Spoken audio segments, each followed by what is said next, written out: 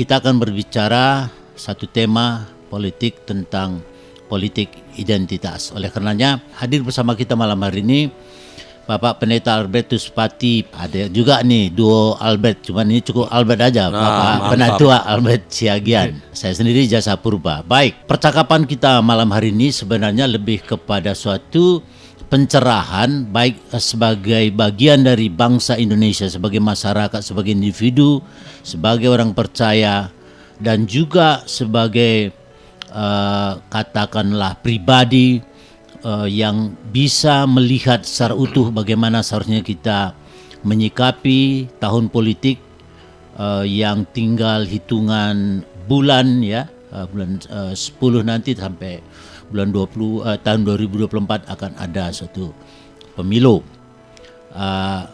Apa sih artikulasi dari politik identitas dalam berbangsa bernegara? Tentu dengan dalam pilar-pilar Bhinneka Tunggal Ika ya, dalam keberagaman, baik juga nanti artikulasi di dalam politik dan Alkitab.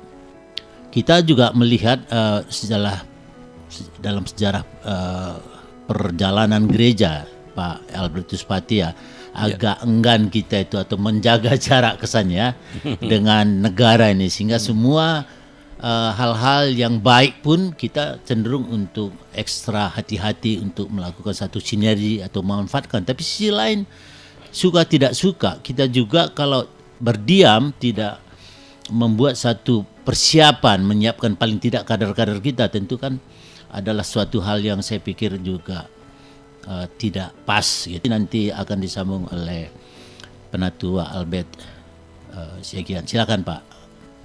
Iya, betul.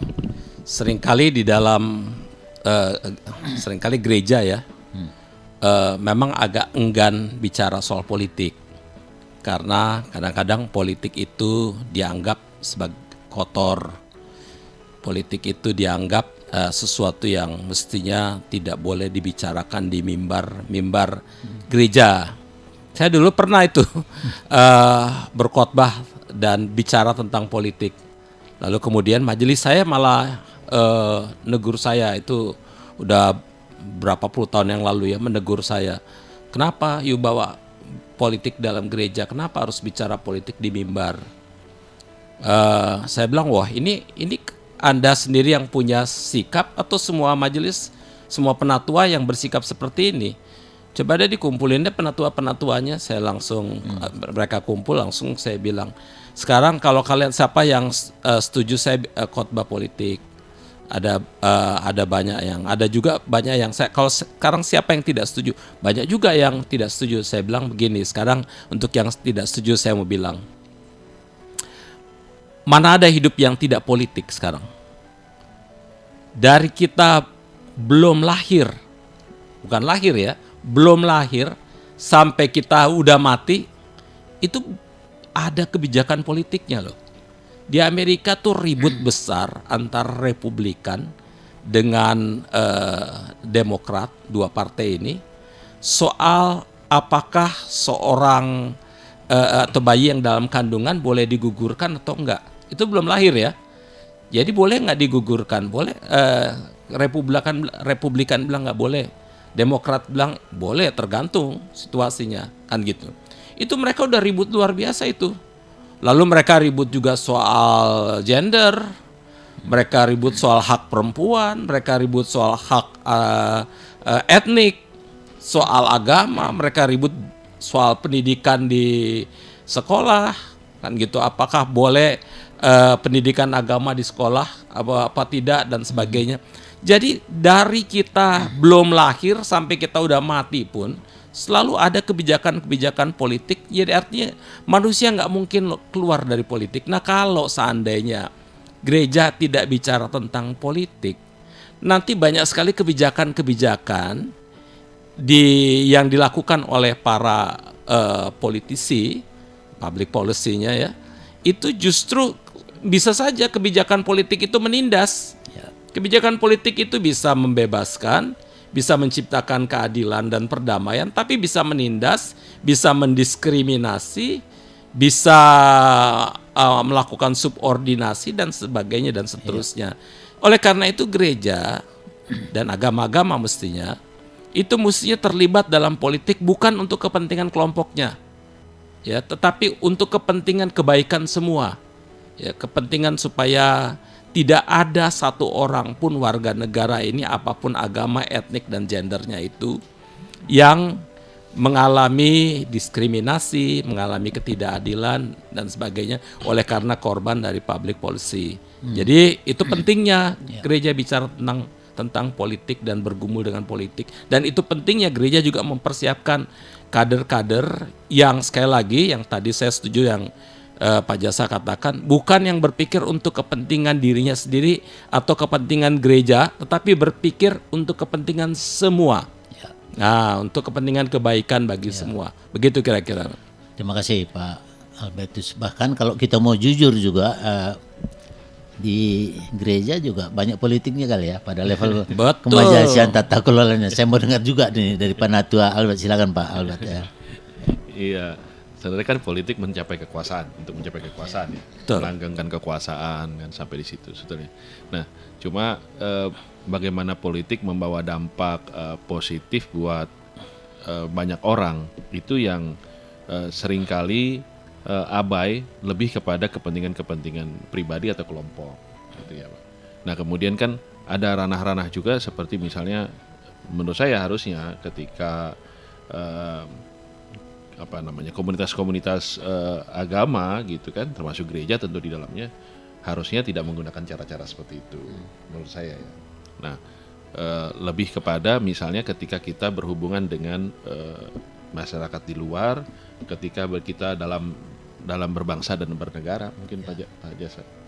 Sebelum nanti saya serahkan kepada Pak Albert untuk menanya Pak ini, saya serahkan dulu ke Pak ini soal masalah melihat bangsa ke depan dari sisi kesiapan sumber daya manusia. Sebagai salah satu informasi Pak, saya ketemu satu mahasiswa S2 di Cornell itu dari Cina. Saya bilang, kok Inggris itu bagus banget, kamu belajar di mana? Oh enggak, dia bilang saya enggak belajar di mana-mana. Kami memiliki Center of Excellence, tamatan SMA terbaik dari seluruh, dan itu ribuan. Mereka persiapkan itu untuk sampai jenjang S1, S3 ke perguruan tinggi terbaik dunia dengan satu misi harus bersaing. Wow, saya bilang, jadi apa yang dicapai Cina sekarang ini sudah 20-30 tahun lalu, 40 tahun lagi bahkan. Pandangan Pak Pati dalam hal ini bagaimana Pak? Iya, terima kasih Pak Jasa untuk pertanyaannya. Tadi memang kita melihat bahwa satu bangsa hanya bisa berhasil kalau punya visi. Ya, gimana visinya itu untuk tentu saja kebaikan semua. Ya, visi untuk keadilan, dan kita punya visi sebetulnya di dalam Pancasila kita, baik ketuhanan dan sebagainya sampai di kemanusiaan, persatuan, kemudian demokrasi dan keadilan. Meskipun kemudian keadilan itu menjadi yatim piatu. Artinya keadilan itu cuman dihafal tetapi tidak pernah dipraktekkan, bahkan di dalam kebijakan-kebijakan politik, bahkan di dalam kehidupan bermasyarakat aja seringkali susah sekali untuk melakukan keadilan ya. Di jalan raya aja susah sekali untuk lakukan keadilan, orang berebutan, berkompetisi dan sebagainya ya, dan berkelahi dan sebagainya. Jadi memang untuk sampai pada visi common good itu, kebaikan bersama, tentu ada beberapa hal yang perlu dipersiapkan ya. Tentu saja terutama adalah sumber daya manusianya. Apakah sumber daya manusianya itu cukup oke ya? Biasanya Singapura itu punya, tadi udah ngomong tentang bagaimana China mempersiapkan sumber daya manusianya supaya menjadi manusia yang excellent ya. China ini memang terutama Singapura itu juga mempersiapkan manusianya juga dengan sangat luar biasa. Mereka bicara tentang kompetensi, mereka bicara tentang integrity, itu yang mesti dimiliki, yang kemudian mereka bicara tentang accountable, kan gitu. Kalau tiga ini sudah dimiliki, tiga ini harus dimiliki oleh semua orang Singapura, sehingga orang Singapura itu sudah di sekolah dan segala macam mereka udah sangat dipersiapkan untuk itu, ya, sehingga memang di dalam segala hal banyak orang-orang Singapura jauh lebih etos kerjanya lebih oke dari kita ya. Nah, tetapi bukan cuma itu, bukan cuma sumber daya manusia, tetapi juga yang mesti dipersiapkan adalah sistemnya. Kita udah punya sistem demokrasi nih yang bagus, ya. Di negara-negara lain, ya, ada satu penelitian yang dilakukan, dikatakan sebuah buku. Kenapa negara bisa gagal? Apa alasan negara gagal? Kenapa ada dua Korea, yang satu Korea Selatan, satu Korea Utara, sama-sama Korea, tetapi yang satu Korea miskin, satu Korea kaya. Itu sama-sama bersaudara mereka. Apa yang membuat yang satu berhasil, satu gagal? Ternyata setelah diteliti, yang satu menerapkan demokrasi, yang satu menerapkan otoritarian, ya, Korea Utara. Korea Utara nggak maju-maju, bahkan sekarang ya udah daerah kelaparan dan sebagainya Korea Utara. Korea Selatan maju luar biasa. Jadi sistemnya itu mesti oke. Kalau kita udah bersyukur kita punya para founding fathers and mothers, kita udah membuat sistem kita adalah demokrasi. Begitu ada yang menggugat sistem ini, membuat menjadi bukan demokrasi, misalnya menjadi otoriter atau teokrasi dan sebagainya, Indonesia hancur. Karena hanya di dalam satu sistem demokrasi yang bukan satu sistem yang sempurna, tetapi hanya di dalam sistem demokrasi inilah di mana yang namanya para penguasa itu bisa dikontrol, tetapi pada saat yang sama juga masyarakat juga dikontrol. Karena seperti dikatakan oleh Lord Acton ya, ketika penguasa itu terlalu menguasai dan tidak dikontrol, kekuasaan itu cenderung korup ya. Jadi oleh karena itu kita bersyukur kita punya sistem yang bagus. Tinggal sekarang tugas kita mempersiapkan sumber daya manusia yang oke. Nah, menurut saya gereja mestinya di situ. Jadi jangan cuman mempersiapkan, yang pertama jangan cuman mempersiapkan orang-orang yang jago teknik ya, yang jago teknik artinya pinter insinyur, pinter bangun rumah, pinter jadi arsitek, tapi mestinya gereja juga mempersiapkan sarjana-sarjana sosial yang bisa memberikan kontribusi bagi kehidupan bangsa. Tetapi yang kedua bukan cuma kecerdasan intelektual. Mereka harus punya kecerdasan sosial juga dan kecerdasan emosional. Artinya mereka mampu berpikir bukan cuma untuk kepentingan diri, bukan cuma untuk berpikir untuk kepentingan kelompoknya atau orang Kristen saja, tapi berpikirlah untuk kepentingan semua. Karena itulah yang ditunjukkan oleh para founding fathers and mothers kita, di mana mereka yang dulunya berjuang tahun 1920-an itu berjuang untuk agamanya, untuk bangsanya, bangsa Jawa, bangsa Sunda, bangsa Manado, bangsa Batak dan sebagainya. Tahun 1920-an tiba-tiba mereka berkata, kalau kita berjuang untuk bangsa kita saja ya, etnik kita, kalau kita berjuang untuk kelompok agama kita nggak akan pernah merdeka. Sekarang kita berjuang semuanya untuk Indonesia. Tahun 1920-an itulah muncul nama Indonesia di Belanda yang kemudian memuncak di tahun 1928 Sumpah Pemuda dan akhirnya proklamasi kemerdekaan. Itu karena pola berpikir mereka yang tidak hanya berpikir untuk kepentingan diri sendiri atau kelompoknya sendiri, tapi mereka mulai berpikir beyond itu, untuk kepentingan semua. Nah, ini yang mesti kita tanamkan bagi gereja-gereja kita, termasuk di dalam institusi pendidikan kita. Jangan sampai pelajaran agama dalam institusi pendidikan kita itu cuman berpikir bagaimana memberikan agama supaya imannya kuat secara vertikal kepada Tuhan, lalu kemudian di dalam pelajaran agama juga berpikirnya masih polaristik, melihat yang berbeda itu, agama yang berbeda sebagai seolah saya anak Tuhan, yang lain anak setan. Pikiran-pikiran seperti itu udah mesti dihilangkan. Kita harus berpikir bahwa apapun agamanya itu adalah saudara dan saudari kita. Jadi ada banyak hal yang perlu diubah nih. Baik. Ketika Soekarno berbicara tentang musuh kita yang paling besar adalah bangsa kita sendiri atau rakyat sendiri, ketika di infiltrasi intruder yang disebut dengan budaya asing, pandangan Pak Pati dalam hal ini bagaimana Pak? Gini, kalau dalam konteks budaya asing ya, menurut saya adalah kita jangan, waktu itu ketika Soekarno bicara itu kan dia di dalam konteks lagi ada perang dingin yang luar biasa antara kapital Amerika dengan Rusia Cina waktu itu ya, sehingga di dalam konteks itu dia jangan sampai terlalu ini, dan dia kemudian bahkan melarang Kus Plus untuk menyanyikan lagu bahasa Inggris kan gitu ya. Ya itu menurut saya itu kita jangan sampai kayak ekstrim kayak gitu juga, karena di dalam kita hidup di tengah-tengah dunia di mana kita hidup di dalam konteks yang interdependent. Kita tidak bebas sendirian, kita tidak bisa menutup diri, tetapi kita sendiri memang hidup di mana kita mempengaruhi orang lain dan orang lain mempengaruhi kita. Kita mempengaruhi bangsa lain mempengaruhi kita. Jadi oleh karena itu tentu saja kita pasti akan dipengaruhi oleh budaya-budaya lain dari luar, tetapi kita sendiri memang harus berpegang kepada kebudayaan kita sendiri, ya. Jangan sampai kemudian kita sendiri kehilangan identitas, nggak punya kebanggaan terhadap budaya kita, sehingga kita kehilangan identitas kebudayaan kita sendiri. Oleh karena itu memang menurut saya nggak apa-apa dengan budaya-budaya lain, karena toh kita harus belajar dari Cina, kita harus belajar dari Amerika, dari Eropa, bagaimana mereka maju dengan segala macam ya. Tetapi yang juga saya juga ingin katakan bahwa betul juga Soekarno pernah mengatakan bahwa tantangan terbesar bagi kita sekarang adalah justru lawan terbesar adalah justru bangsa sendiri. Ya ketika dulu kita berjuang habis-habisan para founding fathers itu untuk melawan penindasan dan kolonialisme yang muncul dari Barat maupun dari Jepang.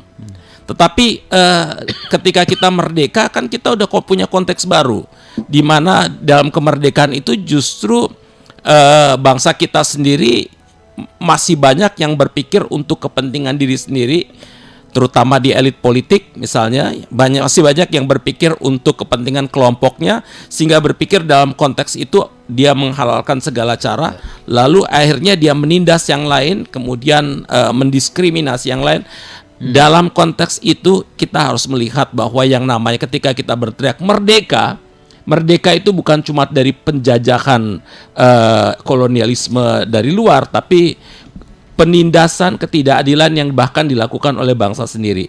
Selama penindasan dan ketidakadilan itu masih terjadi di bumi Indonesia ini, maka istilah merdeka itu harus terus digaungkan, karena kita harus membuat semua orang bisa menikmati kemerdekaan holistik. Ya, luar biasa.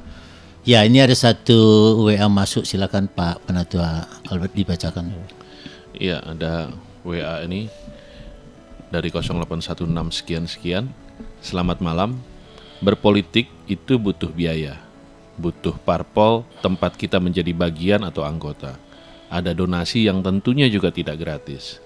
Bagaimana menyeimbangkan kepentingan kelompok dengan kepentingan bersama yang lebih luas dari JTP di Jakarta?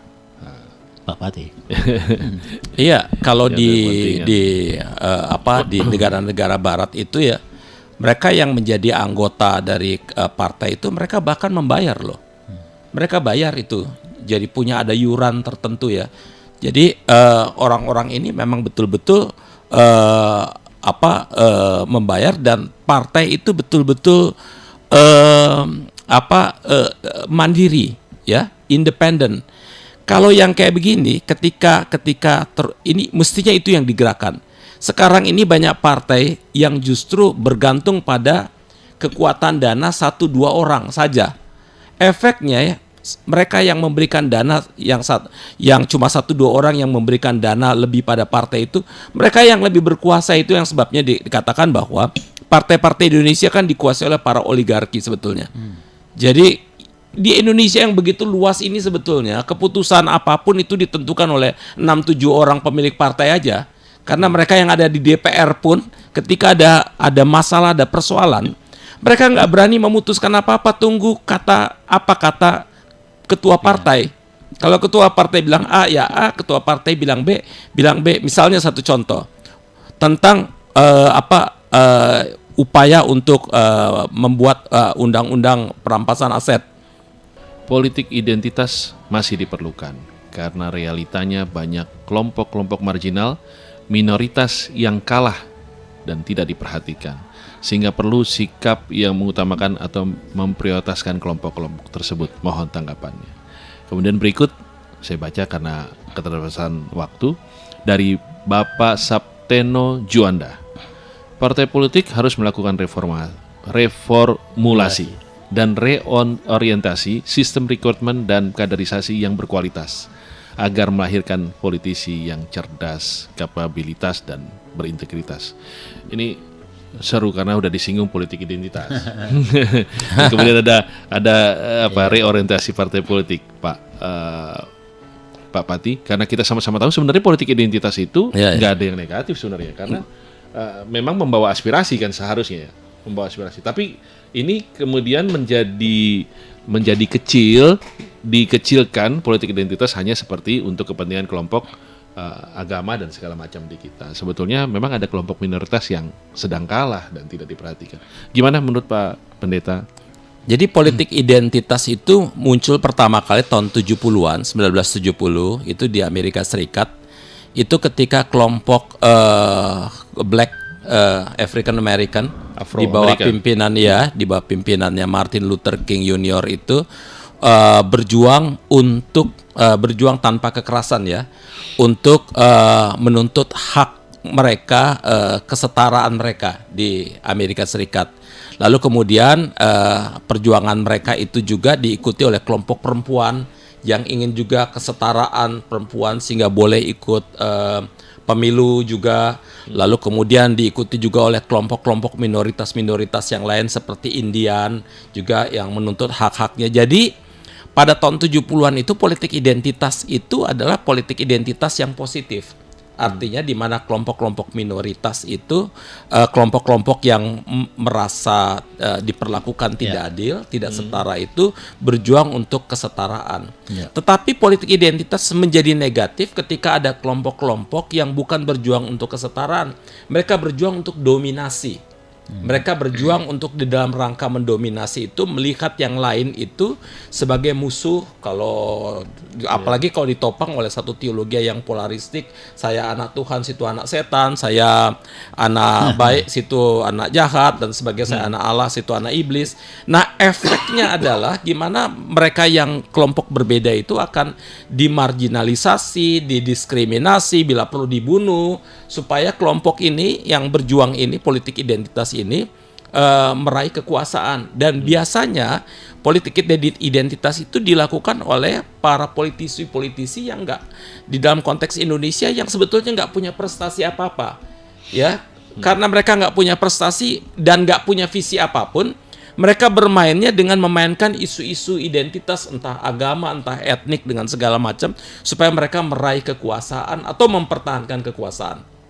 Jadi betul bahwa politik identitas masih diperlukan, tapi dalam konteks politik identitas yang positif. Ya, di mana kan di Indonesia ada misalnya teman-teman dari Papua itu berjuang untuk supaya mereka mendapatkan kesetaraan. Bukankah di masyarakat mereka seringkali dibully juga? Di sana juga mereka menjadi daerah yang paling miskin di Indonesia, meskipun punya kekayaan alam yang sangat luar biasa. Jadi mereka itu mempunyai perjuangan, itu perjuangan yang namanya politik identitas, supaya orang Papua juga mendapatkan kesetaraan, kan gitu. Jadi memang itu nggak ada masalah sepanjang itu positif. Tapi yang kita harus jaga adalah jangan sampai terjadi politik identitas negatif yang secara politik pernah dipraktekkan di dalam Pilkada 2017 kemarin. Kan DKI. Gitu ya. Itu kemudian oleh pemilu 2019 juga. Jadi itu politik identitas yang merusak, yang bisa menghancurkan bangsa ini. Oleh karena itu yang kita harus jaga, jangan sampai politik identitas negatif itu digunakan. Lalu kemudian untuk pertanyaan Pak Sapteno Juanda, memang seharusnya partai politik harus melakukan reformulasi dan reorientasi sistem rekrutmen dan kaderisasi yang berkualitas. Tetapi hingga kali ini partai politik ini kan gagal total. Hampir calon-calonnya ini nggak pernah dari orang yang kadernya sendiri. Mereka rekrut, oleh karena itu siapapun yang bisa kasih duit mereka rekrut. yang bisa nyumbang untuk partainya direkrut, penyanyi-penyanyi yang mungkin nggak punya hanya karena bermodalkan dia terkenal direkrut, selebriti siapapun dan sebagainya direkrut supaya bisa menarik suara. Efeknya mereka punya hak untuk duduk di situ, tapi karena mereka tidak persiapkan, mereka hanya tiba-tiba dimunculkan aja untuk menjadi politisi. Efeknya adalah mereka masuk situ, tapi kualitas mereka, pola berpikir mereka, visi mereka tentang kebangsaan nggak punya, kan gitu ya. Efeknya adalah ya apa yang dihasilkan oleh anggota DPR kita itu kualitasnya juga banyak yang kacau balau. Kan gitu. Ini artinya partai politik kita masih gagal. Padahal di dalam konteks Indonesia partai politik itu sangat-sangat memainkan peranan sangat-sangat penting. Karena partai politiklah yang hanya bisa mengusulkan presiden. Nggak ada presiden dari calon independen misalnya. Nggak ada. Jadi partai politik itu begitu penting. Tetapi sayangnya adalah partai politik kita ini masih belum bisa melakukan tugasnya dengan baik, tanggung jawabnya dengan baik, bahkan cenderung masih justru menjadi problem maker daripada problem solver.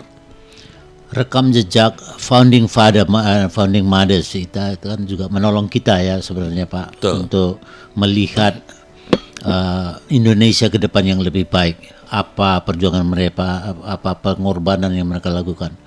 Bagaimana Bapak melihat pentingnya unsur ini, rekam jejak dalam menentukan pilihan-pilihan ke depan? Silakan Pak Pati. Oke, jadi untuk menentukan calon pemimpin kita itu baik yang ada di DPR, gubernur, wali kota, bahkan presiden sekalipun, itu ada dua hal yang harus kita lihat satu kaligus. Yang pertama adalah apa visinya ke depan? Apa dia mau Indonesia tuh kayak apa? Nah, yang celakanya adalah hampir paling sedikit sekarang ini kita udah dengar 3 calon kira-kira ya, calon baca pres kan gitu ya. Belum ada baca wapres kan gitu ya. Basi bakal ya. Tapi mereka ini belum ada satupun yang ngomong tentang visinya tentang Indonesia. Tetapi celakanya adalah pemilih itu sudah sangat-sangat fanatik dengan pilihan mereka ya. Itu artinya apa? Pemilih kita itu pemilih emosional, bukan rasional. Pokoknya kalau aku mau A terserah dia ada visi apa nggak ada visi, aku nggak pusing. Pokoknya aku pilih si A, aku nggak pilih B. Aku pilih C, aku nggak pilih B, misalnya. Itu asal udah namanya pokoknya itu kan emosi. Jadi nggak berpikir kenapa saya pilih A ini, karena dia punya visi yang bagus tentang Indonesia. Dia menawarkan Indonesia akan begini. Tiga-tiganya belum ada dan kita udah fanatik. Artinya kita pemilih emosional. Dan yang kedua adalah bukan cuma kita lihat visinya, yang kita lihat adalah rekam jejaknya. Tentu saja kita harus lihat dong rekam jejaknya ketika dia punya posisi, apakah dia bisa melakukan mengeksekusi bertanggung jawab di dalam posisinya itu dan menghasilkan sesuatu yang baik bagi masyarakat atau tidak. Apakah dia pernah di dalam posisinya itu atau ketika dia meraih satu jabatan tertentu dia menggunakannya dengan cara-cara yang baik atau tidak, kan gitu. Lalu apakah dia juga pernah punya rekam jejak di dalam konteks pribadinya ketika dia punya jabatan-jabatan lain dan sebagainya. Itu harus kita lihat. Kenapa?